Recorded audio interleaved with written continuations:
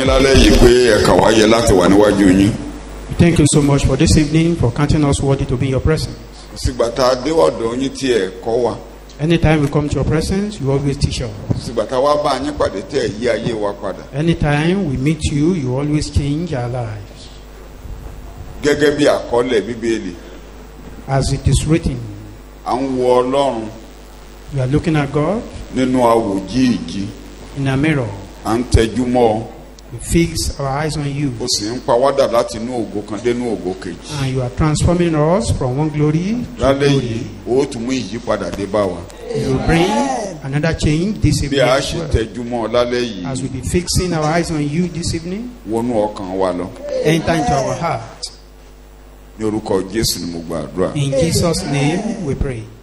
Of great price. Ìwé Pálí olówó iyebíye.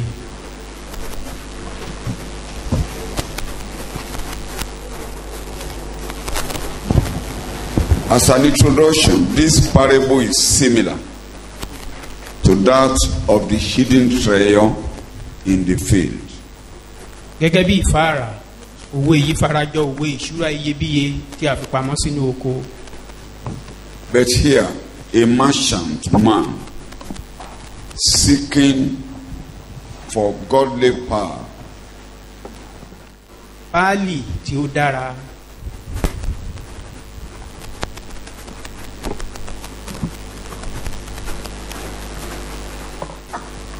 Going to Google. A pearl is a hard, glistering object produced within the soft tissue of a living shell, mullock, or another animal such as camlord. Tí a bá lọ wò nínú àwọn ibi tí wọ́n dárúkọ yìí, wọ́n ní pálí dídán tí ó dára tí ó sì ní ẹwà.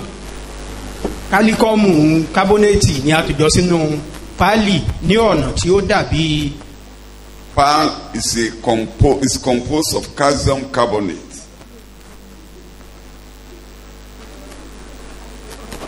In minute crystalline form, which has been deposited in concentric layers. Nǹkan tí wọ́n dárúkọ yìí ni a tòjọ́ sínú pálí yìí ní ọ̀nà tí ó dàbí karahun ìgbín. Ó dára, ó sì ní ẹwà. Ṣé tí a bá fẹ́ kó yé wa dáadáa. If we want to understand it very well. Ẹ mọ̀ bí karahun ìgbín ṣe tò léra yẹn. Bó ṣe yí léra báyìí. The shell of a snail. Bẹ́ẹ̀ ni ibi tí Ọlọ́run ṣètò páàdì sí wọ́n máa ń ṣe o tẹ́ bá gọ́gù ẹ̀. There is artificial páàdì lónìí. We normally do it. I took time to Google and listen to the video. Mo wáyè láti lọ wò ó lórí ìtàkùn ayélujára.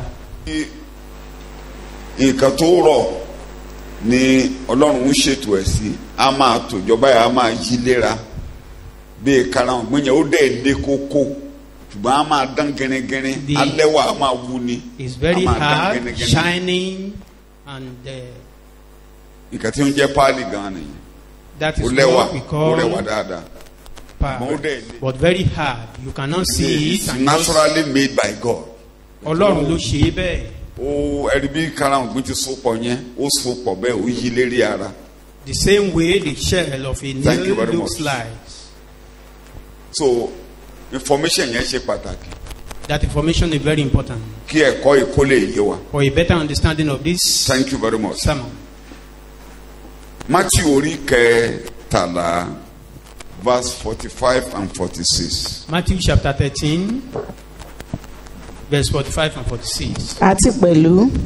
Again. Ìjọba ọ̀run sì dàbí ọkùnrin oníṣòwò kan. The kingdom of heaven is like a man who is a dealer. You are reading. Àti pẹ̀lú ìjọba ọ̀run sì dàbí ọkùnrin oníṣòwò kan tí ń wá páálì tí ó dára. Nígbà tí ó rí páálì olówó iyebíye kan, ó lọ, ó sì ta gbogbo nǹkan tí ó ní, ó sì rà á, Again, the kingdom of heaven is like a man who is a dealer in search of fine and precious pearls, who, on finding a single pearl of great price, went and sold all he had and bought it. The word merchant man, ọ̀rọ̀ tí wọ́n pè ní ọkùnrin oníṣòwò. because the New Testament was written in Greek language. pé èdè Greek la fi kọ. It's not just a shopkeeper like we used to call it today. kì í ṣe ẹni tó kọ̀ ń bóyá ẹni tó kọ̀ ní ṣọ́ọ̀bù kékeré kan tó Somebody gbógi who tó travels ibi ọjà kan. to procure what it says. ṣùgbọ́n ẹni yìí ó jẹ́ ẹni tó ń lọ káàkiri láti ra àwọn nǹkan tó ń tà. The language used here is common with our Lord Jesus Christ. èdè tí a sì lò níbí ó jẹ́ èyí tó tí Jésù Olúwa wa sábà Like máa he ń lò. said in Luke 19:12, ní ìwé Lúùkù orí a kọkàndínlógún certain ẹsẹ̀ man ìkejìlá who went to a far country pé ọkùnrin kan tí ó lọ sí ìrìn àjò ọ̀nà jíjìn. is just the same way like this merchant man who is looking for a good pearl. bẹ́ẹ̀ gẹ́gẹ́ náà ni ọkùnrin oníṣòwò yìí tó ń wá páálì dáradára. Or like he said in Luke 29, àbí bóyá sọ ní a ìwé certain man planted orí a ogún ẹsẹ̀ vineyard ìkẹsàn-án. and went to a far country. So this man looking for pearl is traveling around to so many places searching. ohun tí à ń sọ níbí ni pé ọkùnrin yìí náà tó ń wá páálì yìí bẹ́ẹ̀ ló ṣe ń káàkiri lọ sí ìrìn àjò láti rí páálì tó dára yìí Simple language. ní èdè tó rọ̀ As wá we lọ́rùn. continue to look at what does it mean? bàbá ṣe ń Christ- wo kí ni ìtumọ̀ rẹ̀ jẹ́. Christ is the merchant man Jésù gan ni ọkùnrin oníṣòwò yìí who bought the land and paid the price. tó ra ilẹ̀ tó sì sanwó As we rẹ̀. continue, we will understand, but let me begin from bàbá there. ṣe ń tẹ̀síwájú a máa yé wa. In Acts 20:28, ní ìṣe àwọn the apostoli orí Bible ogún ẹsẹ̀ talks ìkejìdínlọ́gbọ̀n. of the church of God, which Christ bought with his own blood. bíbélì sọ̀rọ̀ nípa ìjọ ọlọ́run tí Jésù ń fi ẹ̀jẹ̀ rẹ̀ rà.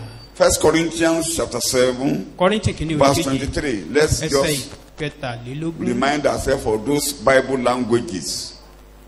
1 Corinthians Kọ́ríńtì 7, kìíní orí kejì 23. ẹsẹ̀ A ti rà yín ní iye kan. ìkẹtàlélógún. You are reading in English. ẹ má ṣe di ẹrú ènìyàn.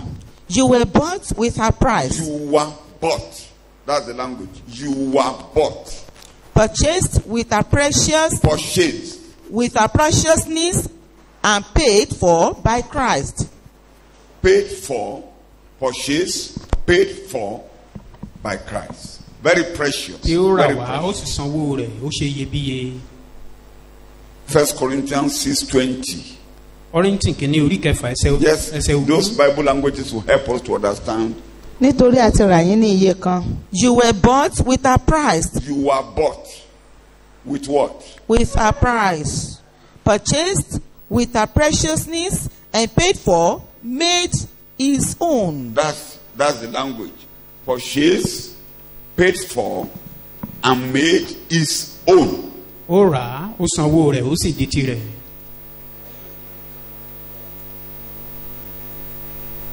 First Peter chapter 1, pétérù kìíní orí kìíní verse 18. ẹsẹ̀ ìkejìdínlógún. níwọ̀n bí ẹ̀yin ti mọ̀ pé a kò fi ohun tí díbàjẹ́ rà yín padà bíi fàdákà tàbí wúrà kúrò nínú ìwà asán yín tí ẹ̀yin ti jogún láti ọ̀dọ̀ àwọn baba yín. In English. You must know, recognize that you were redeemed, ransomed from the useless, fruitless way of living inherited by tradition from your forefathers, not with corruptible things such as Purchased, not with corruptible things like silver and gold. and Yes. gold, but you were purchased You were purchased with the precious blood of Christ, with the precious blood of what? the Messiah. That's all right. Going the memory lane also as bàbá ní ká wo Students and learners. inú ìtàn àbí gẹ́gẹ́ bí akẹ́kọ̀ọ́ I've said it on some occasions mo máa ń sọ that lọ́pọ̀lọpọ̀ the ìgbà Greek word translated to mean redemption. pé èdè gíríkì tí a lò tí a túmọ̀ sí ìràpadà There are 3 languages in Greek èdè mẹ́ta ló wà nínú gíríkì that really expresses what Jesus did for us. tó ṣàlàyé ohun tí Jésù ń ṣe fún wa. One is, I may not pronounce it well, one is agorazo, ìkan nínú rẹ̀ náà to dárúkọ yìí purchase in the market. láti ra nǹkan kan nínú ọjà. The idea of the writer when they were writing, it was a time of slave trade, and slaves are always bought in the market. ẹni tí ó kọ ìwé yìí ó jẹ́ àkókò ìgbà tán sì ń ṣe òwò ẹrú pé kán ra ẹrú lọ́jà kán sì sanwó So the rẹ̀. languages of the Bible then, issue of slavery was rampant. So when Nígbà- you buy in the market, ẹrú sì pọ̀ Thank pé you tá very a bá wá ra ẹrú nínú ọjà in other words, we were already sold to sin. ìyẹn ni pé a ti tà wá fún ẹ̀ṣẹ̀ We were sold to death. a ti tà wá fún ikú. In Romans 7:14, nínú ìwé Róòmù orí kejì ẹsẹ̀ we ìkẹrìnlá were sold to sin. a tà wá fún ẹ̀ṣẹ̀. And Ezekiel 18:4 say, the soul that sinneth shall die. ìsíkẹ́lì orí kejìdínlógún We ẹsẹ̀ were ìkẹrìnlá sọ doomed pé ọkàn to tí ó bá ti die. ṣẹ̀ ikú ni yóò kú. Quickly, Romans 7:14. nítorí àwa mọ̀ pé Yes, ohun ẹ̀mí lé òfin ṣùgbọ́n ẹni tí ara lé èmi Bẹ́ẹ̀ni. tí a ti tà sábẹ́ òfin. sold to the law, sold a tà to wá sin. sábẹ́ òfin fún ẹ̀ṣẹ̀ We are already sold. a ti tà wá. So we have to be bought. a ní láti rà wá We padà. were slaves. ẹrú ni wá Clear. tí ó yé wa. Slave of sin. And the Ẹrú Bible ẹ̀ṣẹ̀, says, he gẹ́gẹ́ bí that Bíbélì ṣe commits sin is a slave of sin. bí ẹnikẹ́ni tó bá ti ń dẹ́ṣẹ̀ irú ẹ̀ṣẹ̀ John ni. chapter 8, verse 31. ìwé Jòhánù He orí that kẹjọ ẹsẹ̀ commits sin kọkànlélọ́gbọ̀n is a slave ẹni of tó bá ti ń sin. dẹ́ṣẹ̀ And ẹrú the ẹ̀ṣẹ̀ slave does not abide in the house forever. ẹrú kì í sì gbélé pẹ́ And to títí. make us to live forever with God, we have to be bought in the market. fún wa láti máa gbé títí pẹ̀lú Ọlọ́run a ní láti rà wá láti inú ọjà. John chapter 3, ìwé Jòhánù orí kẹta verse 18 and 19. ẹsẹ̀ ìkejìdínlógún sí kọkàndínlógún. ẹni tí ó bá gbà á gbọ́ Yes. a kò ní dá a lẹ́jọ́. He who Ṣùgbọ́n àti believes in him, who clings to, trusts in, relies on him, is not judged. ṣùgbọ́n àti dá ẹni tí kò gbà á gbọ́ lẹ́jọ́ náà. He who trusts in him never comes up for judgment. For him there is no rejection, no condemnation. He incurs no damnation. But he who does not believe, trust in him, is judged already. He has already been convicted and has already received his sentence. nítorí tí kò gba orúkọ ọmọ bíbí we kan. were under the sentence of death. We Alawa. had no redeemer, no redemption for us. a wà lábẹ́ ìdájọ́ ikú kò sì sí olùràpadà fún wa. Under the judgment, under condemnation. lábẹ́ ìdájọ́ lábẹ́ Bẹ́ẹ̀. ìdálẹ́bi. And that was why we were already in the market. ìdí gan nìyí tó jẹ́ pé orí inú ọjà la wà. And Jesus came into the marketplace Jésù sì wá wá sí àárín ọjà to pay the price in the marketplace. láti sanwó nínú ọjà níbẹ̀. In Galatians chapter 3 verse 10. ìwé Gàlátíà orí kẹta ẹsẹ̀ ìkẹwàá. Galatians 3. Gàlátíà orí Nítorí kẹta pé- ẹsẹ̀ ìkẹwàá. Yes. iye àwọn tí ń bẹ nípa iṣẹ́ òfin ń bẹ lábẹ́ ẹ̀gún. And all who depend on the law, who are seeking to be justified by obedience to the law of rituals, are under a curse and doomed to disappointment and destruction. nítorí tí a ti kọ ọ́ pé ìfibú ni olúkúlùkù ẹni tí kò dúró nínú ohun gbogbo tí a kọ sínú ìwé The òfin sentence of the láti máa law, ṣe wọ́n. the sentence rests on us, rested on us ìdájọ́ under sin in the market. ìdájọ́ òfin ìdájọ́ ikú ìdájọ́ So we ìdálẹ́bi ó couldn't wà help lórí wa. ourselves. The purchase price, the purchase price, iye owó tí a san like we said, gẹ́gẹ́ bí a ṣe sọ precious blood ẹ̀jẹ̀ of Christ. iyebíye Jésù Kristi who died in our place. tí ó kú láti rọ́pò wa. Matthew 20:28 again. ìwé Matthew orí ogún ẹsẹ̀ Matthew 20:28 ìkejìdínlọ́gbọ̀n. again. The purchase price. You are reading. àní ìwé gẹ́gẹ́ bí Matthew orí ọmọ ogún ẹsẹ̀ ènìyàn ìkejìdínlọ́gbọ̀n. Yes. Matthew 20:28. Just àní as the gẹ́gẹ́ bí Son ọmọ ènìyàn kò Yes. ti wá kí a ṣe ìránṣẹ́ fún un bí kò ṣe láti ṣe ìránṣẹ́ fún ni àti láti fi ẹ̀mí rẹ̀ ṣe ìràpadà ọ̀pọ̀lọpọ̀ ènìyàn. Because inside the blood there is life. pé nínú ẹ̀jẹ̀ ìyè wà níbẹ̀. He put his life for our own redemption.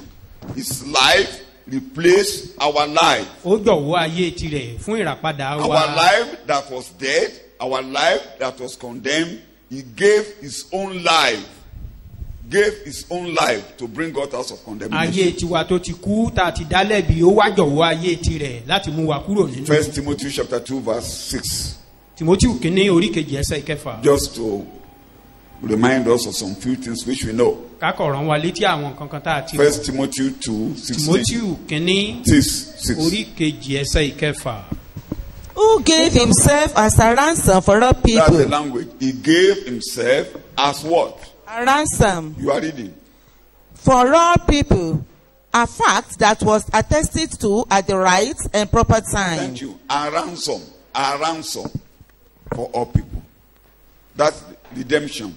Buying us, standing for us in the marketplace. ìràpadà lélẹ́yìí pé ó rà wá ó dípò wa nínú ọjà. So, if we are going to say he became a slave, that you might be free. tá a bá wa sọ He pé became dead. ó di ẹrú ká lè dòmìnira. He became dead, that you might live. ó di ikú ká lè yè. The other language is nínú àwọn èdè mìíràn àbí èdè mìíràn ezagarazo, tán tún lò which fún it says òun ni wọ́n dárúkọ yìí. to buy out of the market, paying the price, buy it, bringing it out of the market. ìtumọ̀ eléyìí ni kí ara nǹkan kúrò nínú ọjà ó rà á ó sanwó rẹ̀ ó wá mú kúrò nínú ọjà. So when you take it out of the market, it becomes your own. tó o bá ti mú kúrò nínú ọjà ó di tìrẹ. You can pay the price and it can still be in the market. O lè But ra this nǹkan time nígbà now, mi- it's taken completely out of the market. ìgbà mìíràn a lè ra nǹkan lọ́dọ̀ ẹni tó ń tà ká sì fi sílẹ̀ síbẹ̀ ṣùgbọ́n ní eléyìí ó rà á ó sanwó rẹ̀ ó ti mú kúrò So sọ́dọ̀ ẹni tó ń tà á. when you trust and believe in Christ, tá a bá ti wá sinmi tá in a sì other gbàgbọ́ words, nínú you are Jésù redeemed, ìyẹn ni pé tí a ti rà wá padà. you will never be exposed for sale. ìyẹn ni pé o ò ní sí lórí ọjà lórí àtẹ fún títà mọ́. I repeat, Mo ti I sọ. say it regularly, mo máa ń you sọ will lóòrèkóòrè never be exposed for sale. pé o ò sí lórí àtẹ fún títà mọ́ Clear.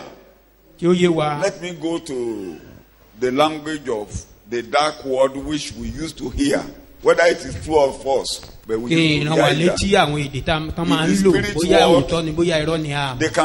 They can buy, somebody can pay and buy the brain of a child, and when that brain is bought, it will be $1.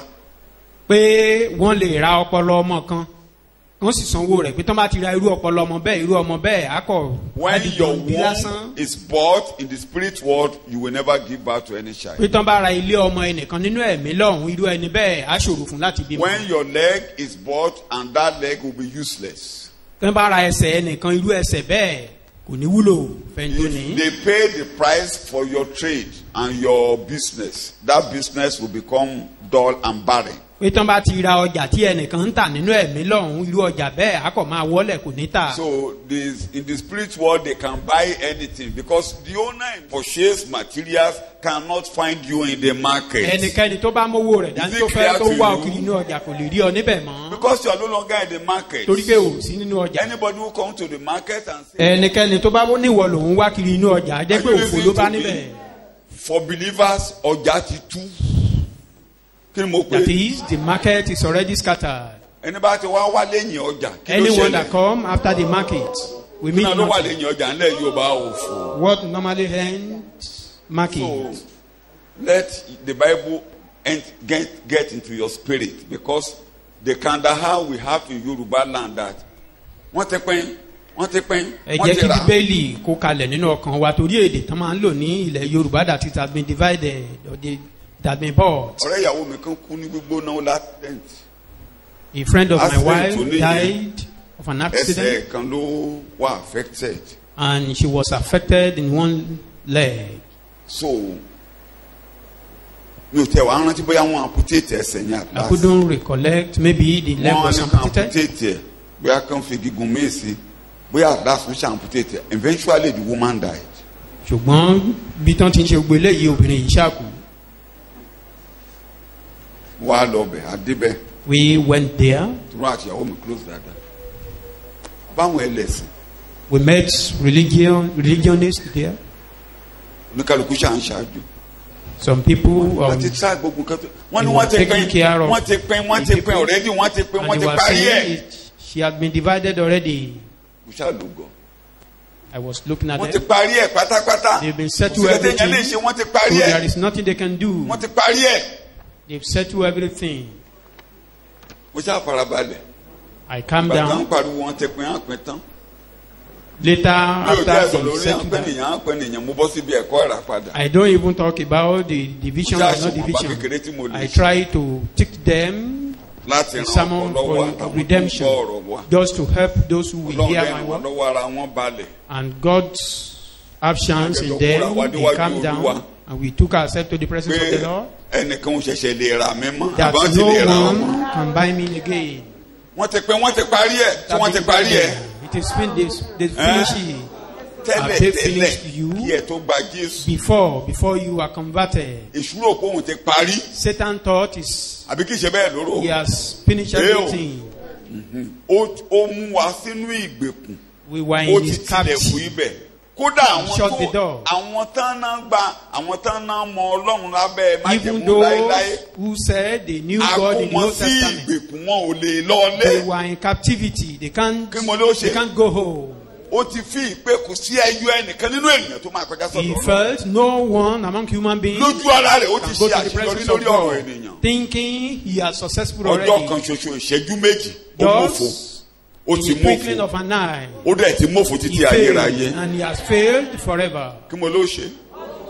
He had failed ẹ rántí pé forever. nígbà tí Jésù Remember olùgbàlà when Jesus, tó ń lọ sí paradíṣe while he ní was going to the paradise below, kódà wọ́n ṣàlẹ́jì ẹ̀ he was challenged. ó lẹ́yìn ẹnu ọ̀nà Said, "You doors, jẹun pé Jésù ti sọ̀rọ̀ èmi yóò kọ́ Jesus ìjọ said, mi that I will build my church." ẹnu ọ̀nà ipò kúkò ní ṣe kẹ́ni kì í ṣe ilẹ̀kùn bí eléyìí o. Not just ordinary doors. àwọn agbára ọ̀run àpáàdì He was talking about the àwọn power agbára of ọ̀run hell. àpáàdì yẹn The power of ní hell. Psalm 24 wa ń bá sọ̀rọ̀. Those power in ẹgbẹ́ hell orí is yín what sókè Psalm ẹ̀yìn ẹnu 24 ọ̀nà was ní ẹ̀gbàgbà addressing. ẹnu bodè ló ń They jẹ́ bẹ́ẹ̀. saw, "You doors." That is, those are the principalities wọ́n ní and ta power. nìyẹn And they said, "Who are you?" bí èdè Jésù olùgbàlà. Like the language of ó ní Jesus tí ẹnìkan bá kẹrù said, "If á rò pé ẹrù sì if kí ọ ṣùgbọ́n tí a ẹni tó bá man lágbára jù bá dé carry Kí ló máa ṣẹlẹ̀ sẹ́rù tó lóun jókòó lé lórí? the spoil was saved, but if a ẹni more ta ní powerful man sọ̀rọ̀ now come, then you olúwa àwọn know ọmọ the ogun ni ẹni tó lè ní the ipa àti looting were agbára not saved. láì fi ọwọ́ Said, kàn wọ́n lẹ̀kú sí fún ara rẹ̀. without Gbogbo even lẹ̀kùn ẹ̀ tó touching bá tì them, the láì door fọwọ́ kàn láì will sí open on their kankan own yóò sì accord. fún ara rẹ̀. Any door that is shut against you will be open on their own accord. bí a ṣe kó wọn jáde ni. That was how they were brought out. tóun la fẹ́ kọ́ pé ó di That ìgbèkùn was ní why it was written. ẹni tó He kó took wa ní captivity ìgbèkùn kí captive. lòun náà ṣe òun gan ló The lọ person sínú that took up ìgbèkùn. captivity now was ẹni tó taken jókòó lé ọ captive. tó lóun tẹra ọ The òun person gan that ló lọ sí sits upon ìgbèkùn you, ní ajá orísun. He has now been taken so captive. lórí ọ̀rọ̀ rẹ̀ èṣù It's ti a shame mọ́fò job. On your case, Satan is sọ́jáde failed èṣù already. ti mọ́fò lórí ọ̀rọ̀ mi. Satan is failed on my case. I'm no longer for sale. Mi ò kò sí mú ọjà lórí ọ̀rọ̀ mi mọ́. No àti gbé mi kúrò lórí merchandise on my àtẹ. case. I'm no more on the counter. mi ò ṣerú ẹ̀ṣẹ̀ I'm mọ́. no more a slave to Jésù sin. san gbèsè ẹ̀ṣẹ̀ pátápátá. Jesus paid the price Mi ò for ṣerú sin. ẹ̀ṣẹ̀. I'm no more a slave. torí pé mi ò for sin. ṣerú ẹ̀ṣẹ̀. Because I'm not a slave for sin. nítorí náà àtàmì máa lè àtẹ̀rà mi ní iye kan. Therefore, I've been bought ẹ̀jẹ̀ and Jésù purchased ni a by fi san price. gbogbo gbèsè mi The blood pátápátá. of Christ has been used. so mo kú òdòkó ẹrú mo bọ́ mo I'm no bọ́ more in a mo slave. bọ́ mo dòmìnira. I'm free. Jésù Olúwa wa. In Jesus' The name. last we of that pray. language is freedom. Freedom.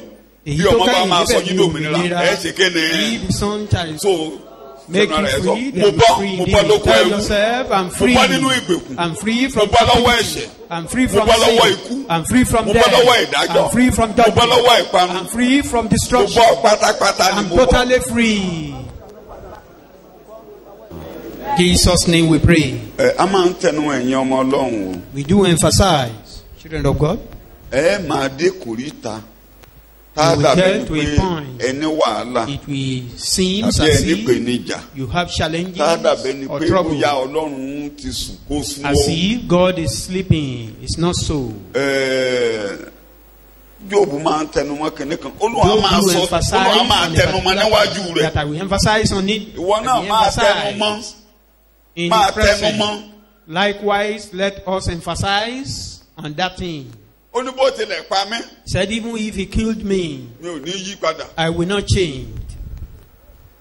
Bó lù mí pa, If Mo he mọ̀. killed me, I know Mo him. mọ̀. I know mo him. mọ̀ ó dára. I know he's good. Ó ti san gbèsè. He has paid Mi the ò ní price. gbèsè san. I have no debt to pay. Ogun yẹn lè máa tẹnu mọ́. The battle may be so Nǹkan tí tough. ìṣòro fẹ́ gbọ́ nìyẹn. Continue emphasizing on your Ẹyọ point. kìnní kan tó lè ran That is ọkàn ẹ what Satan don't lọ́wọ́ want tó to hear. nílò kúrò nìyẹn. The only thing that can help your mind for you not to think Torí ìrònú lásán á máa wá. in the wrong way, the vain thought will eventually come Àwa ìyá tẹ̀ ọ́. that the world will soon catch you. Ayé lè. The world is so tough. Pápá Áfíríkà àbí àìsàn bẹ́ẹ̀ àbí Most kókó alọ́ bẹ́ẹ̀ ayé lè. especially these black people. Ayé lè. The world is so tough. Ayé Yésúlúwa ẹ̀ lára. Àwọn kan máa tẹ̀ máa Lay sọ egg in your ìgbàgbọ́ ọ̀mọ̀ràn ayé. That faith cannot handle this world. Ọwọ́ á béèrè pé ìgbàgbọ́ inú kéne. You will now be asking Ìgbàgbọ́ nínú faith kéne. in what? Èèó ìwọ ló wá máa yanjú ẹ̀. You are Tó the bá one jẹ́ that pé will settle ìgbàgbọ́ nínú ẹni tí ó gbé Jésù dìde kó òun òkú If ni o. is faith in he that raised Christ from the dead, Bíbélì sọ pé ẹnikẹ́ni tó bá gbàgbọ́ ó Bible ti says, ṣẹ́gun ayé. anyone that believe him has Èyí ni overcome the ìṣẹ́gun world. tó àṣẹ́gun ayé. And this Àní is ìgbàgbọ́. Overcome that will overcome the world. Ẹ kàn wí bẹ́ẹ̀ ni o, Meaning our ayé lé faith. o. You are only saying that the Mama, world is ayé very máa lé o. brutal. This world is so brutal. A ti san gbèsè, mi ò ní gbèsè san. Máa wí bẹ́ẹ̀ mi ò ní gbèsè san. Debt have been paid. Mi ò ní I gbèsè have no debt to pay. Mi ò ní nǹkan kan san. I have nothing to Kò sí pay. nǹkan tó ju ẹ̀jẹ̀ Jésù There tí a is fẹ́ rà mí. nothing above the blood of Christ that has Ẹ̀jẹ̀ been used Jésù la fẹ́ rà for my mí. redemption.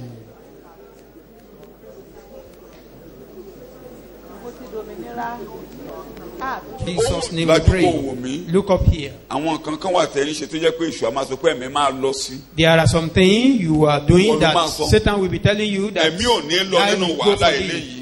You will confess that no life díẹ̀ will tó go jẹ́ for pé thee. èmi ọmọ mi kan That tí ń is sọ láàárọ̀ why yìí. I was discussing Ẹ with bá fẹ́ someone kọ́ this morning. If you want to build oríṣiríṣi kan lọ house, máa lọ rì mọ́lẹ̀ inú ilé pẹ́mi You- máa they bury many kó kọ́lé things. ẹ̀mí á lọ sí. if Sọ you pé build house, ẹ̀mí ò the ní spirit lọ sí must go máa for kọ́lé. it. You continue Ẹ̀mí ò ní lọ emphasizing sílé tí mo kọ́ that yìí. no spirit will go Ẹ̀mí kan ò ní lọ sí. for my Torí being, ẹ̀mí for my own Jésù house. ti lọ sórí ọ̀rọ̀ mi. Because Jesus has substituted his life Pé for mo ra that. mọ́tò ẹ̀mí ò ní lọ sí. That I Ẹ̀mí ò buy ní a lọ sí. car, no life will go for Jésù that. ẹ̀mí Jésù lọ ẹ̀mí The ẹ̀mí life ẹ̀kẹ́ni of ò ní Jesus lọ has sí. gone for that. Ẹ̀mí ò ní lọ sí. No more life will Ẹ̀mí kan ò go ní for bọ́ lórí ọ̀rọ̀ that. yìí No o. life will go for that.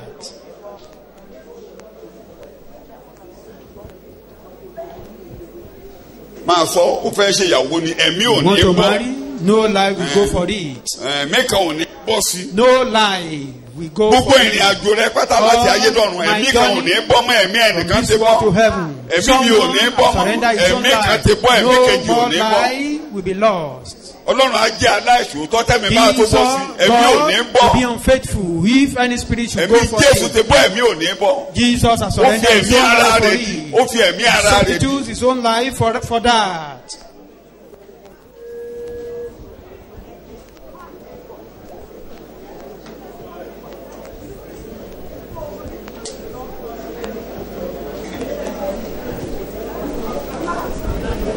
Ní orúkọ Jésù Kristi Olúwa wa ní agbàdúrà. Jesus, Ọmọ àbáyé who are àjẹ́ máa pa mí afraid ẹnìkan ti dé wọn ti lọ that sùn. witches will Ẹ̀mí consume mi ò you. lè bọ́ mọ́ ẹ̀mí tiẹ̀ ti lè bọ́ mọ́. My life Ee o ẹ̀mí and not Jésù go ti for bọ́ ẹ̀mí anything. tèmi ò lè bọ́. Jesus has substituted his life for my own adigunjalè life. bá yà If ẹ̀mí robbers mi ò lè strike, bọ́ my life ẹ̀mí remains. Jésù ti bọ́ tèmi ò lè Jesus has bọ́. substituted his own life ẹ̀mí for ọmọ kan ò mine. ní bọ́nú lébi No, tó dẹ̀ none ẹ̀mí of Jésù my ti bọ́. child will go for ẹ̀mí ẹ̀ ti anything. bọ́ ẹ̀mí kan ló gbọ́dọ̀ bọ́. One life must be Ọlọ́run á jẹ́ aláìsùn tó surrendered. tẹ́mi That bá one tó has bọ́ been lórí done. ọ̀rọ̀ eléyìí. God will be unfaithful if another life should go for this. He paid it all. Ó san gbogbo rẹ̀.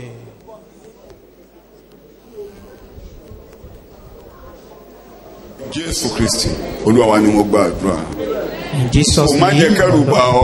prayed. Therefore, Wàá don't be ṣàṣeyọrí. afraid. You will be Gbogbo successful. ohun rere tọ́lọ́run bá ti fẹ́ kó ṣe má jàyà ẹ̀mí All kan ò good lè bọ́ things sí that ibi God tó will sọ ẹ̀mí kan ò lè bọ́ do. Don't sí. be afraid. No life Mo will ní go kò for lè ṣe. that. A ti rà mí àbá àti Have rà you ọ́. redeemed or have you not Mi ò been ṣe redeemed? ẹrú ènìyàn. I'm no more a slave of man. Abẹ́rú ènìyàn ti ní ọ. Are you a slave for man? Ẹ o. Are you a Mi slave ò of ṣe ẹrú man? ènìyàn mọ́. I'm no more a Kò slave sẹ́ni of tó lè man. jókòó lérí ayé mi No mọ́. one can sit Kò upon sẹ́ni my tó máa life mú mi again. sìn mọ́. No one will take me as a slave. Kò sẹ́ni tó anymore. máa kò sóhun tó máa mú mi sìn mọ́ mo Nothing gbọ́. will enslave me again. That's redemption. I'm free. By paying Ìràpadà the price. nìyí nípa sísan gbèsè.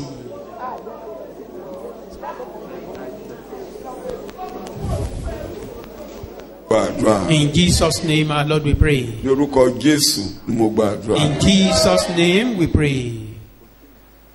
Kí ẹ máa ṣe wúrà àti fàdákà náà fi sàn.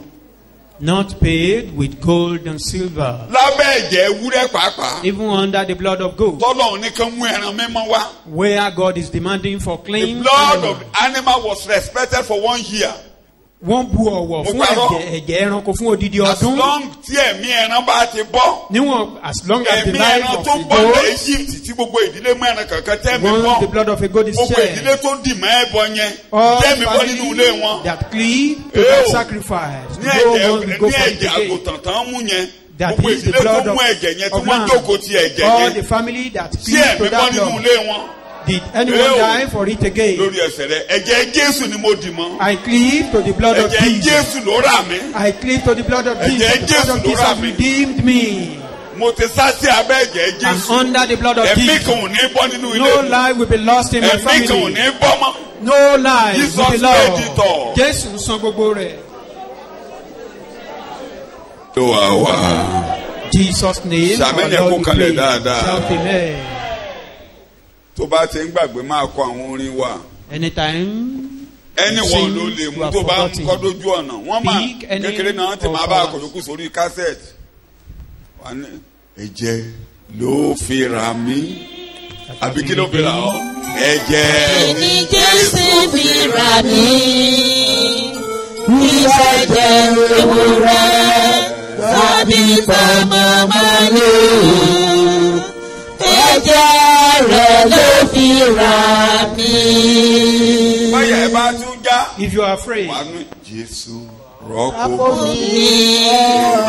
Ní gbogbo ọ̀nà, ó sì fi ẹ̀mí ara rẹ̀ ní. Mo ta ẹ̀jẹ̀ rẹ̀ sílẹ̀ nítorí mi. Ó sì fẹ́jẹ̀ rẹ̀ ṣe ra padà mi. Ní gbogbo ọ̀nà pátá in all ramifications, ló fẹ̀ mí di. he substitutes himself Torí ẹ̀mí gbọ́dọ̀ bọ́. because his life must be Ṣùgbọ́n lost. ẹ̀mí kan ò ní bọ́ ẹ̀mí mi ò ní bọ́ lórí No ọ̀nà kan tó bá life yà will sí. be lost in any Lójú way I ọ̀nà find bí tó bá fẹ́rí myself. nínú In ìrìn all àjò my ẹ̀mí ò ní ways, bọ́. no life will be lost. In Jesus' name, Ṣàmì we yẹn kó pray. kalẹ̀ Shout dáadáa. amen. So ajẹ́ kẹ́kọ̀ọ́ yẹn wá máa yé wa báyìí. We now understand better. Seeking for a goodly power. Wíwá pálí tó dára. Like I said, pearl is a valuable treasure that needs no polishing Mo ní pálí jẹ́ ìṣúra tí ó or ní iye lórí cutting by man. tí kò nílò pé a tún It comes to dán. us complete and luxurious, created by God. tàbí kí ọmọ ènìyàn tó máa tugé odindi ni ó lọ́ṣọ̀ọ́. Ọlọ́run ṣe lọ́ṣọ̀ọ́ ó dáa fúnra ara ẹ̀. God has done him Ọlọ́run ló already. ṣe lọ́ṣọ̀ọ́ wọ́n yìí gé. You can't you need Kò no ní ìyá àti cause. lọ pọ́líṣì ẹ̀ kó o dán. Need no Dán fúnra ara ẹ̀. to shine. He's shining Mo ló ṣe. already. Ọlọ́run ló rọra àtòjọ síbẹ̀. God gathered them there. Shout hallelujah. Okay, hallelujah. Let's go a little bit further. He found the pearl of great price. Ìgbà tó ń wá rìnrìn àjò lọ. In his journey, Ló wá iyebíye. a precious pearl. Ó wá lọ ta ohun tó ní. He now went Ó wá back. rà á. He sold all we had. A máa rí ayé wa tá a bá ń kà á lọ. The place. Pé ìjọ. We will now The true understand better church. that The true church in the time of the Gentiles. òtítọ́ ní àkókò kèfèrí. You will remember the Àrántí. mystery of the church covers the same period as the mystery of the kingdom.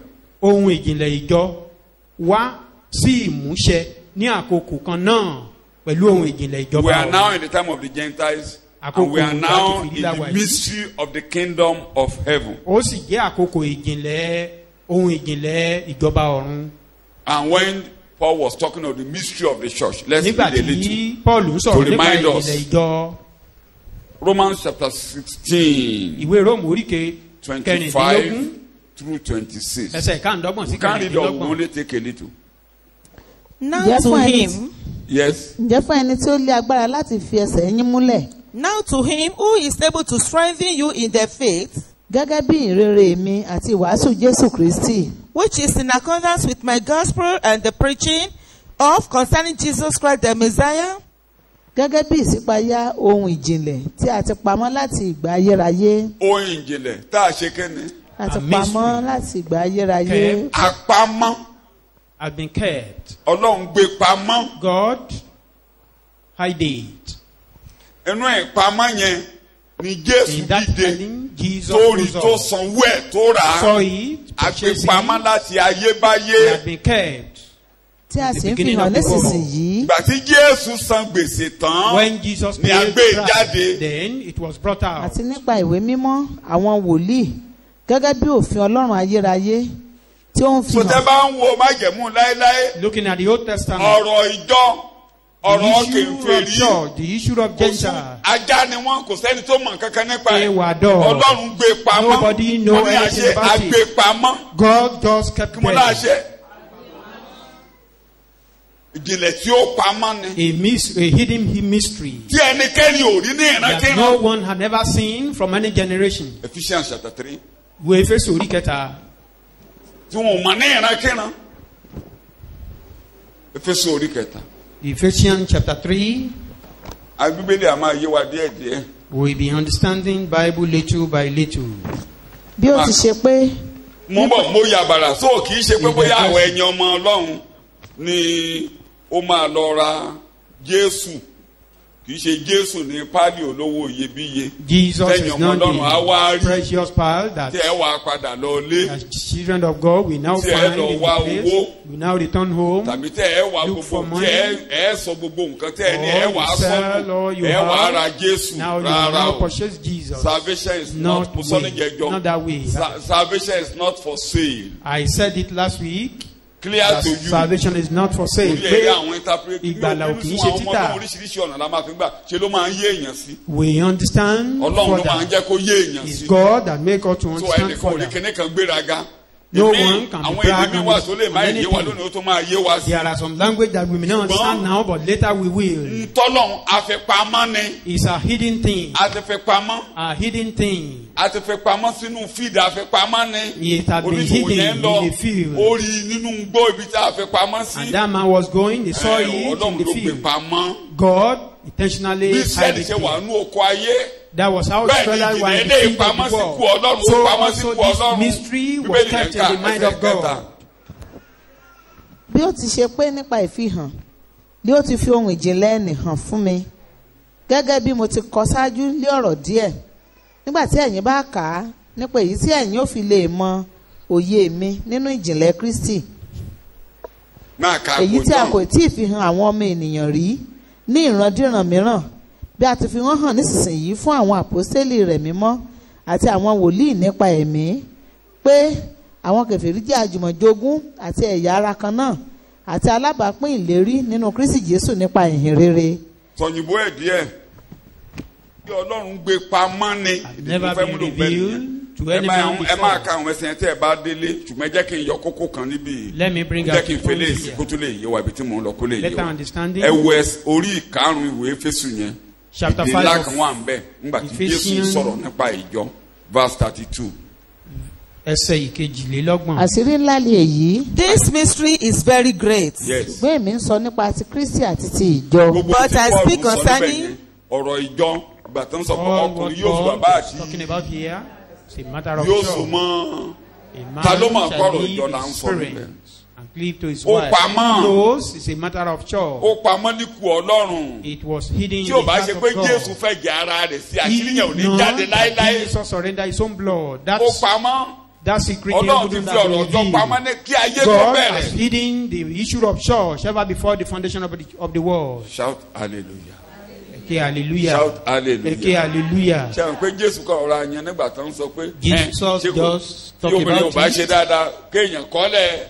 that if Well, a woman yes, misbehave, then the man can divorce divorce her.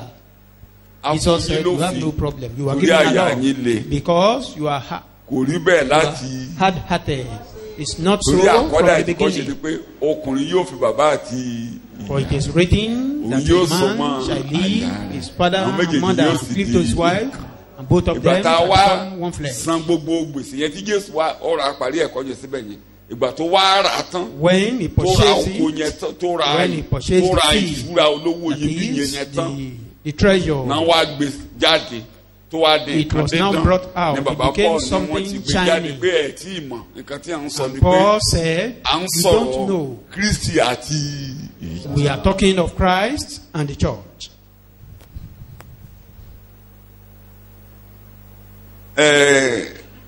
Ọkùnrin kan sí Ice Coffee nínú ìwé rẹ̀ A man in one of his ó ní ìjọ òtítọ́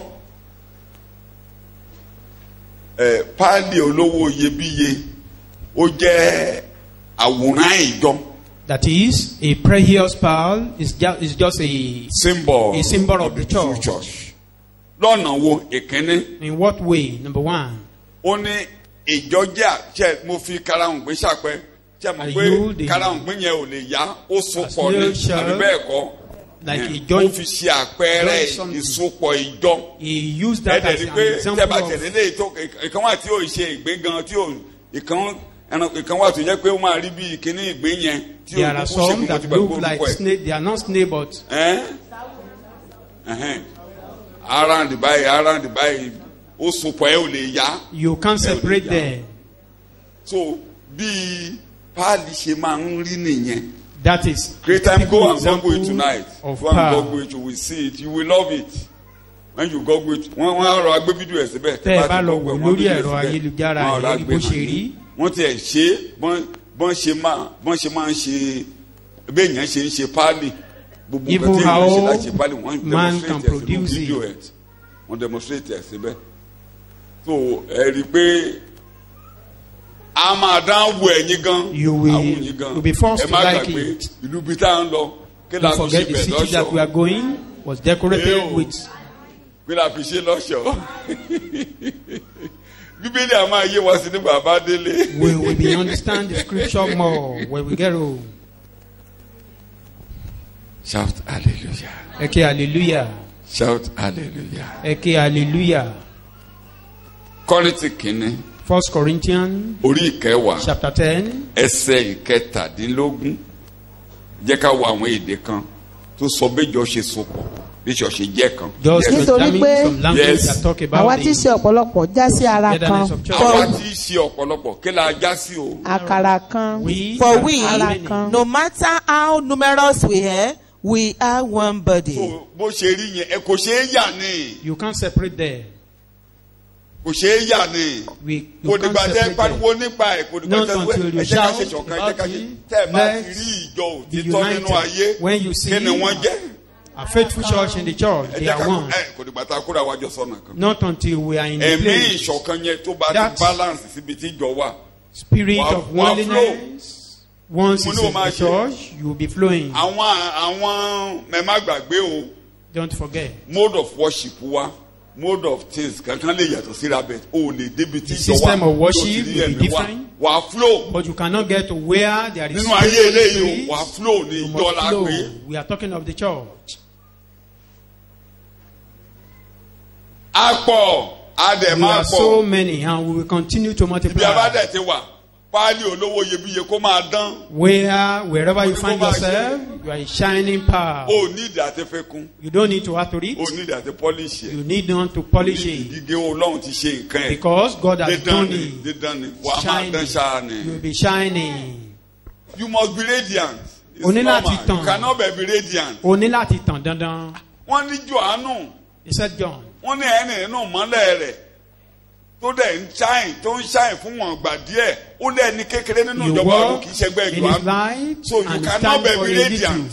That the Nínú ayé little one eléyìí in the kingdom of títí God is greater than John. anywhere you go you be radiant. Pé ibi tí a bá bára wa á tàn. Ó ti yé ọ. You understand? Kò ṣe é rì mọ́lẹ̀ ni. You can't bury it. Wàá máa dán ṣáá ni wàá máa yọ You báyìí ni. must be Amen. shining. You will be radiant.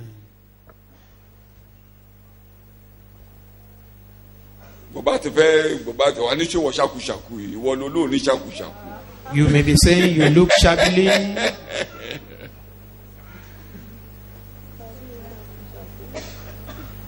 N tá a gbé sínú ẹ̀ ló ṣe pàtàkì. What is You are well loaded. inside you is what Kí matters. mo ló ṣe? I'm well Pé loaded. òkun Àwa lomi bẹ abẹ́ni fẹ́ jẹ́ kó lanu you see some people, but jẹ́ kó just lanu kó kọrin let them open their jẹ́ kó mouth rọra to gbé sing. kan jáde nínú àwọn ẹ̀bùn ẹ̀mí Let them mímọ́. manifest one of the spirit. Wà wá mọ̀ in pé ó them. tóbi. Then you will know it's a great person. Wà wá mọ̀ pé ó tóbi. You will know it's a great person. Páálí kí ni mo pè é? A precious power. Fara rẹ balẹ̀ ẹ̀kọ́ Adébẹ̀ kí n tó parí ẹ̀kọ́ Matthew orí kẹtàlá yìí. Kó fara rẹ balẹ̀. Just calm down. You are well loaded. Pé àkún. Anywhere bí o bá ti dé báyìí. Wherever you find yourself. Just 2 minutes. Níṣẹ́jú They will méjì know your péré. word. Wọ́n á mọ bó ṣe jẹ́. Jẹ́ kó fún ẹ ní ìṣẹ́jú márùn-ún. Let them give you just 5 minutes. Wọ́n á mọ wọ́ọ̀tì ẹ̀. They will know your word. Pé o tóbi. That you are great. Mo ló jẹ. Anywhere bó wọnú òkùnkùn láàrin ìṣẹ́jú Even in márùn-ún. darkness. Just Ó dá yàtọ̀. in just 5 minutes.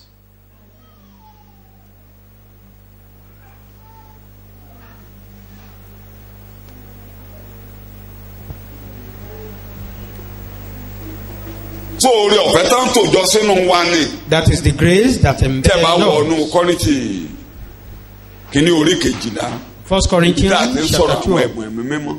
Where Ẹ̀rí they bẹ́ẹ̀, were discussing ẹ̀bùn about mímọ́ the náà ní gift of the onírúurú Spirit. ṣùgbọ́n ẹ̀yọ kan. Different kind, but Ẹsẹ̀ kejìlá one. sí kẹtàlá.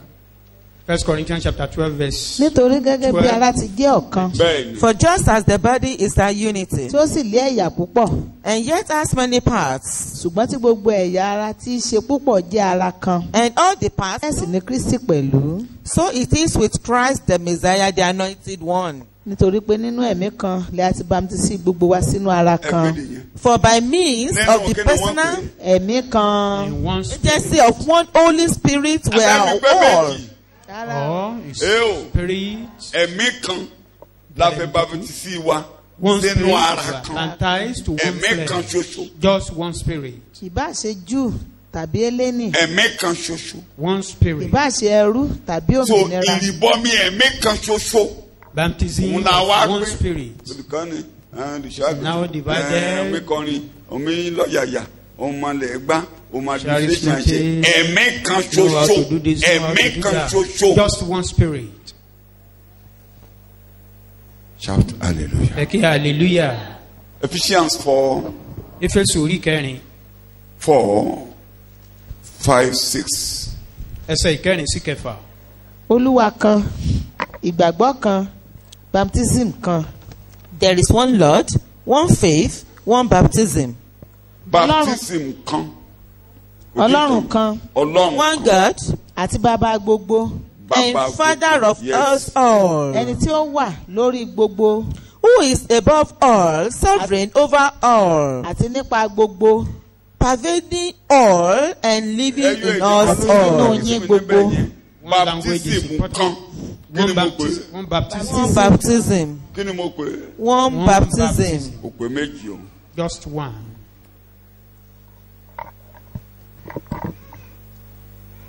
Bí a ṣe sọ, the So pan said is formed by accretion and not mechanically. Wọnú ìwé ọwọ́ ìgbà ìlú àgbẹ̀dẹ Yorùbá yìí. Páálí máa ń dàgbà sókè díẹ̀díẹ̀ Nípa àfikún. nípa fífi kún Bẹ́ẹ̀ni. gẹ́gẹ́ bí Kristi ti mú ìjọ dàgbà sókè Bẹ́ẹ̀ni. nípa yíyàn kún. Tí páàdì bá máa tóbi If díẹ̀díẹ̀ ni a máa fikún níbi tí wọ́n ti fọ́ọ̀mù ẹ̀ yẹn ṣe ló máa ń fi kún báyìí. Wọ́n máa áàdì sí they just add to Ma- it a máa fi sí lórí little báyìí. by little títí ó fi máa di ńlá. till it become great or big. So àwọn nǹkan tí a fi rí pé ọ̀rọ̀ ìjọ la ń sọ lórí páàlì rẹ̀ ni. That is why we Ṣe know ni that we are talking about the Kristi church dẹ̀ and this power. ìjọ ń dàgbà ó yàn án kún Church is bí growing, ojoojúmọ́. is adding to the Iye àwọn church tí ó daily. gbàgbọ́ iṣẹ́ àwọn apostole orí kejì. Those that believe. Iṣẹ́ àwọn Acts of apostole Apostles orí chapter kejì 2. à ń fi kún ni. Added Nítorí unto náà, them Bẹ́ẹ̀ni. daily. àwọn tó sì fi ayọ̀ gba ọ̀rọ̀ rẹ̀ á bámtísì wọn lé ọjọ́ náà a sì ka ìwọ̀n 15,000 ọkàn kún wọn. Therefore, those who accepted and welcomed his message were baptized, and there were added that day about 3,000 souls. Added Àwọn tí a addition fi kún wọn 47. wọ́n yin Ọlọ́run Constantly praising God wọ́n sì ní ojú rere lọ́dọ̀ ènìyàn gbogbo. and be in favor and goodwill with all the people. Olúwa sì yàn kún wọn lé ojoojúmọ́ àwọn tí à ń gbàlà. Ta ló ń yàn kún wọn? And the Lord kept adding to their number daily those who were being saved. who is adding unto church. Bí páàdì ṣe rí nìyí.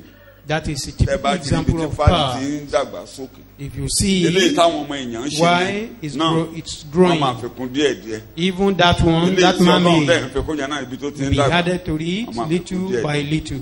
Layer by layer by layer títí a fi di ńlá. Wọ́n á máa fi kún díẹ̀díẹ̀ till become big.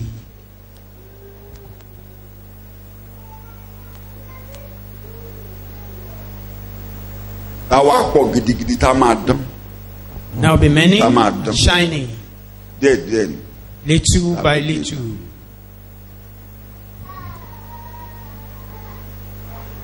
Ọlọ́run ló ṣe bẹ́ẹ̀. God did it that way. Bẹ́ẹ̀ ni iṣẹ́ ìràpadà ìjọ. The same way, the work of redemption of the church. Mo ló dàbí èdè tí mo lò lọ́jọ́ kan lábẹ́ ẹ̀kọ́ kan níbi. Like the language I use under one. Mo ní iṣẹ́ ìgbàlá wa we are born great. I said the work of our salvation, Ọlọ́run adé ọ̀rá máa mú àwọn tó great yẹn pé àwọn tó A máa tóbi fi kún wọ̀nyí, ìjọ. God will be added them títí unto the gbogbo wa church fi dé ńlá. till we become great Tábà ti altogether. ẹni ńlá ni oníjọ́ tó bá ti dénú ìjọ. You are great once you enter into the church. Kí ni mo pè ọ́? Páálí olówó iyebíye. Precious power. So àbá ti fi ọ́ síbẹ̀ ó nípa tiẹ̀. Once you are there, you have your own responsibility to play. Bẹ́ẹ̀ là á máa dàgbà títí gbogbo wa fi dé We'll ńlá. be growing together till we become great. Gbogbo wa fi dé ńlá. Wọn náà bó bá ṣe ń wọnú ìjọ o lè You, kéré lójú ara as rẹ you enter ẹni into the ńlá ni church, ọ́. may be very Pẹ̀lú small a in máa your own pọ̀ sí. perception, Ìwọ gan á but you máa are pọ̀ sí. great. You will be Bíjọba ṣe ń multiplying. pọ̀ sí, As the ìwọ náà church is máa pọ̀ sí. multiplying, you will be náà multiplying máa as pọ̀ well. sí. You'll be Ìwọ náà máa pọ̀ sí. multiplying. Orí ọ̀fẹ́ rẹ̀ á máa pọ̀ sí. Your grace will be Ẹ̀bùn rẹ̀ á máa multiplying. pọ̀ sí. Your gift Títí ó will be fi dé multiplying ńlá. till you become great. Ẹsẹ̀ kẹtàlá orí karùn-ún. Verse 13 Ṣé àwọn àpòsílẹ̀ là ń of kọ́? Acts chapter 5. Verse 13. Act 5:13. And none of those who were not of their number dared to join and associate with them. Nínú àwọn ìyókù ẹnìkan kò dá sáà ti dàpọ̀ mọ́ wọn. Kó bá ti Ṣùgbọ́n ènìyàn ń kó kìkì wọn. Ìṣàrà páálí wà bá páálí jẹ. If you are not part of the church, you are not part of the power. Wà á But ti jẹ́ You páálí. spoil it. Irọ́ àti But ṣàn. once Kọ́ bá you ti are jára wa power- ò lè jára wa náà ni kò ṣe é lẹ̀pọ̀. You can't join them together. Kò ṣe é lẹ̀pọ̀. You can't join them Mo ní kò together. ṣe. Mo la fi sọ wípé ọmọ Ọlọ́run ni ẹ̀mí ló ń bá ẹ̀mí wa jẹ́rìí That pé is ta ni why wá. the Spirit is testifying with our spirit that we are Ẹ̀mí mímọ́ ni children of iṣẹ́ ẹ̀mí God. mímọ́ ni. That is the work of Òun ló Holy ṣiṣẹ́ Spirit. ìràpadà. He did the Òun ló work rà of wá redemption. padà. He redeemed Òun ló us. bá ti sí wa. He baptized us. Ó dẹ̀ lè rí ẹni tí a fi ẹ̀mí mímọ́ tó gba ẹ̀mí mímọ́ tó ti gba Jésù kó o má mọ̀. You cannot see Ó someone lè má mọ̀. Kò that ṣeé is gbé born pamọ́. again and Kò ṣeé gbé baptized, pamọ́. and you must know. Éfésù Ephesians orí kejì. chapter 2. Bàbá Pétérù náà sọ nígbà tó ń sọ̀rọ̀ Our father Peter said, nínú Pétérù kejì orí kejì. Ẹ jẹ́ ká wo ti Éfésù yìí. Ẹ bẹ̀rẹ̀ ní 19. 21, ǹjẹ́ 22. nítorí náà Yes. ẹ̀yin kì í ṣe àlejò àti àtìpó mọ́ Therefore, you are no longer outsiders, exiles, migrants, and aliens, excluded from the rights of citizens. ṣùgbọ́n àjùmọ̀ jẹ́ ọlọ́tọ̀ pẹ̀lú àwọn ènìyàn mímọ́ àti àwọn ará ilé Ọlọ́run. But you now share citizenship with the saints, God's own people, consecrated and set apart for himself. And you belong to God's own household. Ará ilé ta ni wọ́n pè wọ́n báyìí. Ará ilé Ọlọ́run. Máa ka béèrè lọ. a sì ń gbé yín ró lórí ìpìlẹ̀ àwọn àpọ́stélì àti àwọn wòlíì. Orí ìpìlẹ̀ bó la gbé wa lórí orí ìpìlẹ̀. upon which foundation? You are built upon the foundation of the apostles and prophets, with Christ Jesus himself as the chief cornerstone. Jésù Kristi tìkára rẹ̀ jẹ́ pàtàkì Jẹ́ kí òkúta n lo èdè ìgúnlé. bàbá Pétérù kò lè yé wa. Let me use another language for better Pétérù kìíní understanding. orí kejì. 1 Peter chapter 2. Ẹ̀yin pẹ̀lú bí òkúta ààyè Ye also tí à are ń living kọ́ ní stone. ilé ẹ̀mí. Build. 1 ẹ̀yin Peter pẹ̀lú bí òkúta ààyè Òkúta ààyè. lè a kọ́ ní ilé ẹ̀mí Bẹ́ẹ̀ni àlùfáà mímọ́ bẹ́ẹ̀ni. láti máa rú ẹbọ ẹ̀mí tí í ṣe ìtẹ́wọ́gbà lọ́dọ̀ Ọlọ́run nípa Jésù Kristi. Ìkankan báyìí ni wọ́n mú wa síbẹ̀. You have been taking one after the Báyìí other. olówó iyebíye Put kankan there báyìí. You are added. precious Bàdẹ̀ power. ti débẹ̀ ò ti dúró. Once you get there, Tí you ò lè stay bàjẹ́. and can never be Wàá máa yọ bí destroyed. ọjọ́. You'll be Wàá máa dán. shining. You'll be brightening. Ọ̀rọ̀ máa fi síbẹ̀. So òun ńlá ni níjọ́ tí Jésù bá ọ pàdé. It's a great thing. The day Jesus met you. Bẹ́ẹ̀ni bẹ́ẹ̀ni àti obìnrin. Both male and female. Ó jábẹ̀ ká mọ̀ obìnrin wọn abẹ́ òṣè.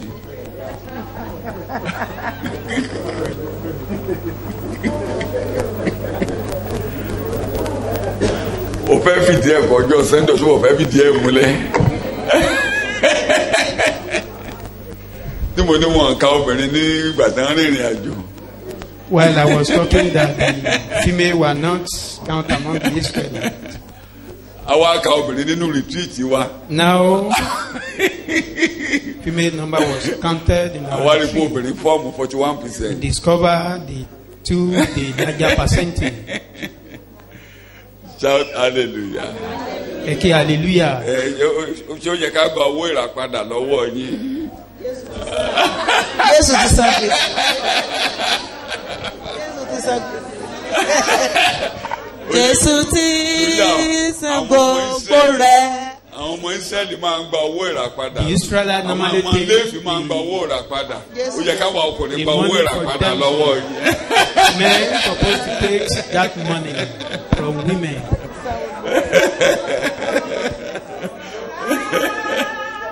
Padà ẹ̀jẹ̀ rẹ̀ ló rà mí padà. Ìrà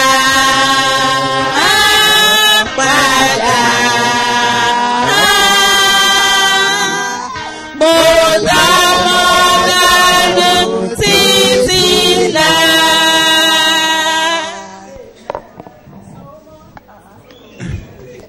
Hallelujah. Hallelujah. Hallelujah. Colossians 2:19. Kólósè orí kejì ẹsẹ̀ ọ̀kàndínlógún. tí kò sì di orí nìmú ṣinṣin láti ọ̀dọ̀ ẹni tí a ń ti ipa oríkèé àti san pèsè fún gbogbo ara tí a sì ń ṣọ̀kan pọ̀ tí ó sì ń dàgbà nípa ìbísí Ọlọ́run. Àsowáṣọ̀kan pọ̀. You are being joined together.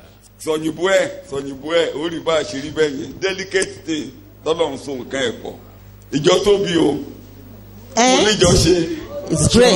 ìwọ gan tóbi You lọ́pọ̀lọpọ̀ yourself, you are kábíbélì great. And not holding fast to the head, from whom the entire body supplied and knit together by means of its joints, ligaments, grows with a growth that is from God. ẹ ti ẹ̀ gbé láti verse 18. ẹ má ṣe jẹ́ kí ẹnikẹ́ni fi àdábọwọ́ ìrẹ̀lẹ̀ àti bíbọ àwọn áńgẹ́lì lóòrè yín gbà lọ́wọ́ yín. náà ká lọ òun náà ní Let no one defraud you by acting as an umpire and declaring you unworthy and disqualifying you for the prize. má jẹ́ ká dojú ẹrú Don't allow anyone mo ní kàn má ṣe to create confusion. kan náà ti ríran áńgẹ́lì kan ìbẹ̀dà máíkẹ́lì kan They said tán bá they've ti seen lùdà an máíkẹ́lì angel ó lè bọ́ or use tán bá ti the wọ̀ sword of lódò ó lè bọ́ angel, má jẹ́ you ká can't dojú defeat. ẹrú Don't allow them to confound tàbí you. àdábọ̀wọ́ ìrẹ̀lẹ̀ má jẹ́ ká dojú ẹrú Don't allow them to tẹ́ confound bá ka you. Kólósè mo ti fi ṣẹ̀kọ́ láàrin You read yìí Colossians. ara àwọn wàhálà Kólósè nìyẹn ojú wọn fẹ́ dàrú Those pátápátá. are some of the trouble Àdékẹ́ má encountered by gbàgbé Colossians. ẹ tóbi ọ̀dọ̀ ẹni tẹ́ ẹ ti ń gbà wá lọ́dọ̀ Jésù olùgbàlà má ka Bíbélì. ẹni tí ń dúró lórí nǹkan wọn ni tí ó rí. àlá máa jókòó tí àti ẹran tán jókòó. See, Insisting visions in and- self-abasement and worship of angels, yes taking his stand on visions. yes The claims he has seen. He claims he has seen, they claim they have seen. vainly puffed up, arábìnrin kan nígbà kan ó ní mo lè mọ Bíbélì jù ú ó ní nínú ìrìn àjò ẹ̀mí ó ní mi ò tóun. Like a woman sometimes ago, he said, I may know Bible more than her, but in the spiritual journey, that she's bẹ́ẹ̀ better ìrìn than àjò the ẹ̀mí man of God. mi ò lè bá òun rìn. That I can't move with him, with her, in the spiritual journey. Shout hallelujah. Eki hallelujah.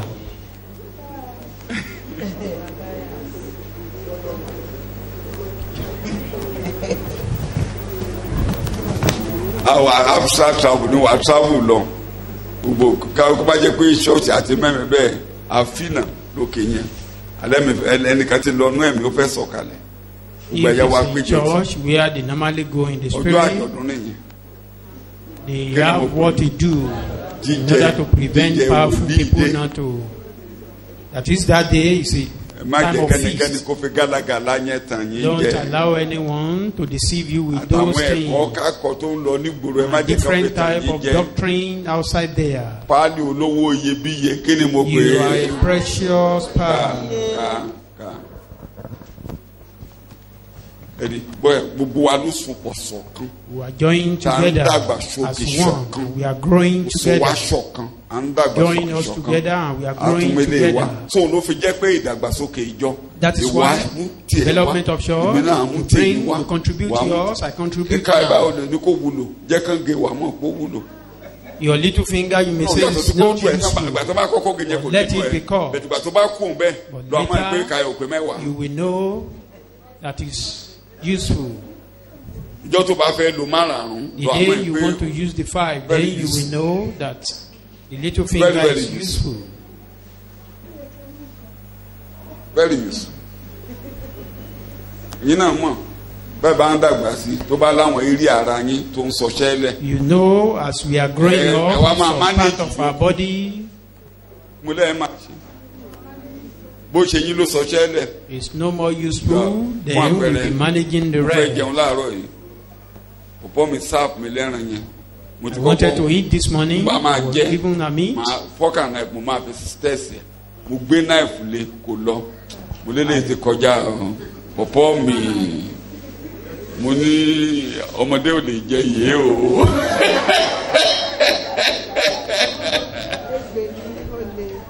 kíákíá pọ̀pọ́ mi ti bá mi wá mi ó ní eléyìí tó kù ó ní wá tètè lọ wá mi ókè ìgbà tó wá mú mi ìdè tí mo gbé náìfù lé tó lọ ókè pọ̀pọ́ mi you are fresh you are fine you are fine.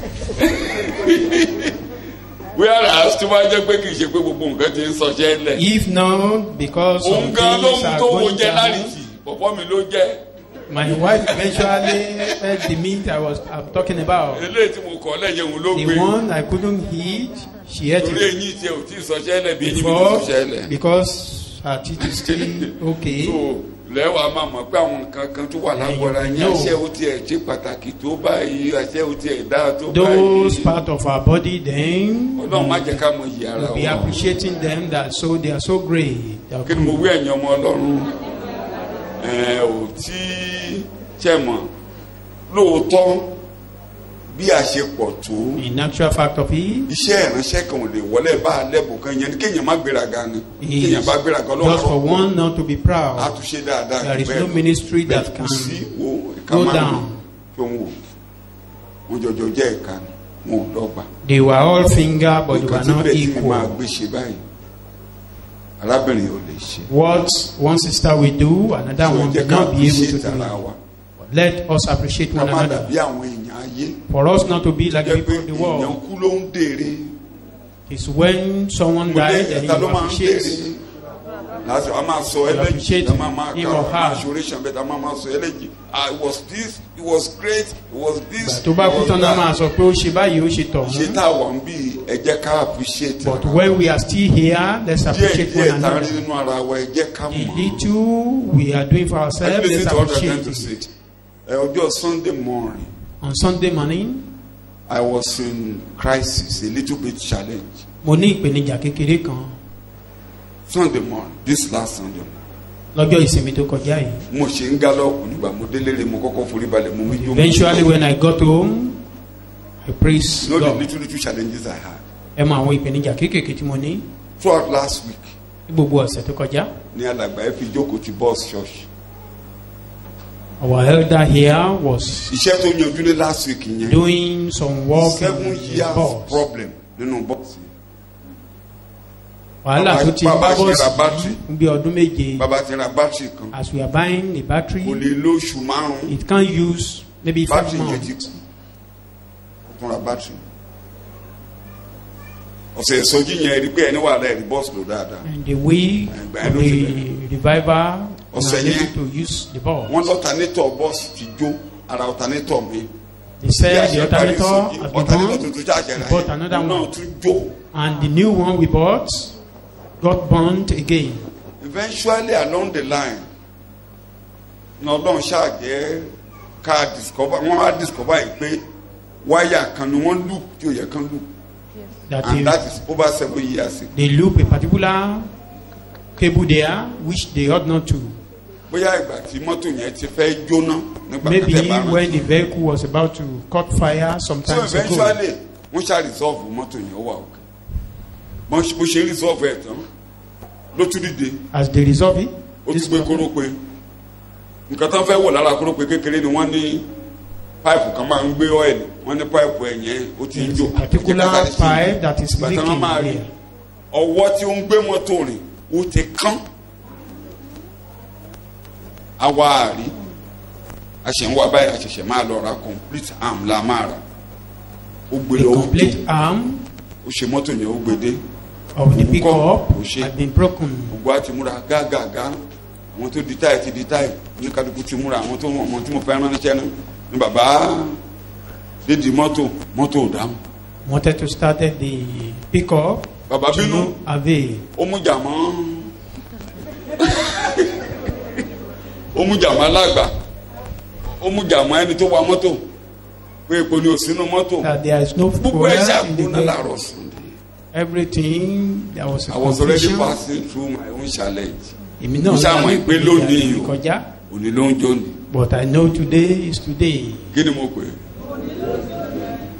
tó gbà tí bẹ́ẹ̀ ni àwọn ọmọ mi débẹ̀ gúrúgúrú wọn ní mọ́tò yìí máa ṣiṣẹ́ wọn ní kẹ́tì mọ́tò máa dáhùn o àti Eventually, the around that vehicle time started. àwọn ará àfẹ̀gán ti ń pariwo lé mi lórí Even the people at Ife had been they mo are in a sọ pariwo lé mi hurry. lórí tó yẹ pé mo kúkú ti bẹ̀rẹ̀ lọ́rùn ti rà mí àwọn àgùntàn tí ò mọ ọwọ́ tó tí ò mọ ọwọ́ She that don't know the right from the ẹni tó left. pariwo yẹn á ní bí mo ṣe dáhùn lóhùn ẹni lọ́ni àní lọ mo ní mọ́tò ń bọ̀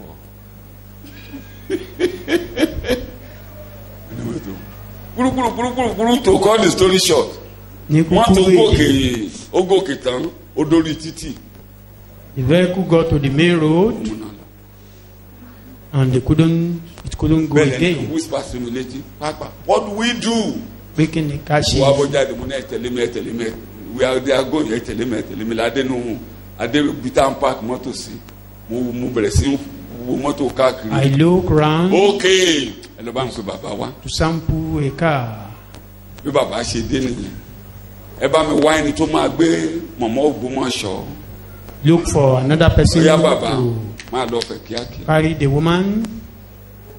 Ta ló bá yanjú ẹ lọ́jọ́ yẹn? It's only God that's taken Inú mi control wá that dùn very day. because I was ẹ̀yọ́ happy. ẹnìkankan ṣe ojúṣe tiẹ̀. Everyone performed his Mọ́tò own yẹn tó sọ títí mò ń responsibility. lọ lórí mi furu. Do you know what happened?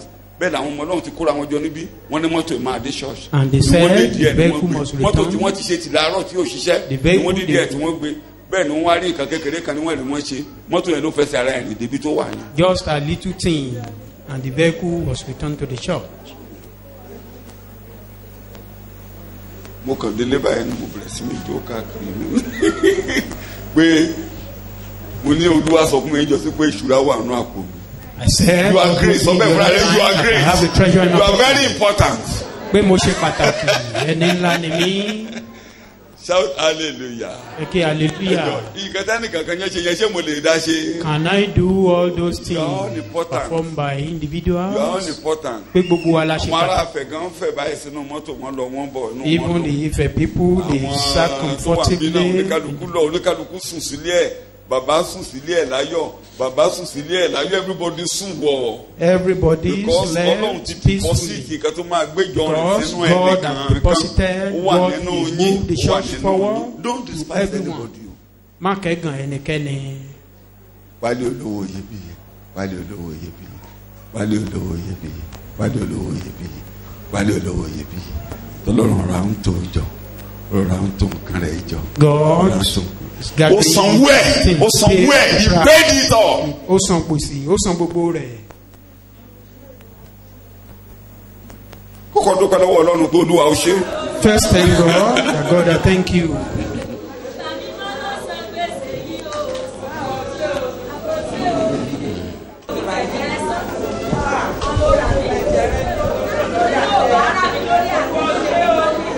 Jésù Kristi Olúwa wa ni a dúpẹ́. In Jesus' name, I Ẹ rí will i pé ìgbà not tá be a parí retreat gbogbo wa ń yọ̀ No, after Ọlọ́run the ṣiṣẹ́ Ọlọ́run retreat, we are all ṣiṣẹ́ rejoicing ẹjọ́ that ẹnìkan ló God- ṣiṣẹ́ ní retreat yẹn. Is he only one person that walk in the retreat? Bàbá wa ṣiṣẹ́ gan-an. Our father works so much. Ta ló ṣiṣẹ́ gbogbo wa pátápátá. Every one of us. Oníkálukú wa ló contribute kọ́tà ẹ̀. Everyone contributed their own quota. Because you are great. Ọlọ́run rí ọ. Ìwé Ó ẹni ti ńlá rí. ni wá, and God has Ó lọ seen rà. you. Ó sanwó ẹ̀. He bought it and Mo ló paid ṣe. for it. Ó rí i pé páálí rèé. He said that it's a power. Ohun gbogbo tó ní. All Ló that ní he ọ lórí. had, he spent it on you. Ó lè bàjẹ́. You can't be corrupt. Wà á máa dán sọ ni. Nígbà ayé ẹ̀ ṣe lè bàjẹ́. There is no way your life can be Ọ̀tá ruined. ò rí kankan mú nínú ayé ẹ̀ mọ́. You are Enemy has important, nothing very to take important. in Lágbo your ẹ̀kọ́ jẹ́wọ́ life. you are very very important. Confess it. Pé mo ṣe iyebíye Ohun gbogbo lọ́wọ́ tọ́lọ́run Ọlọ́run. nílò náà ní ọ All lórí. that God had, He spent it on me.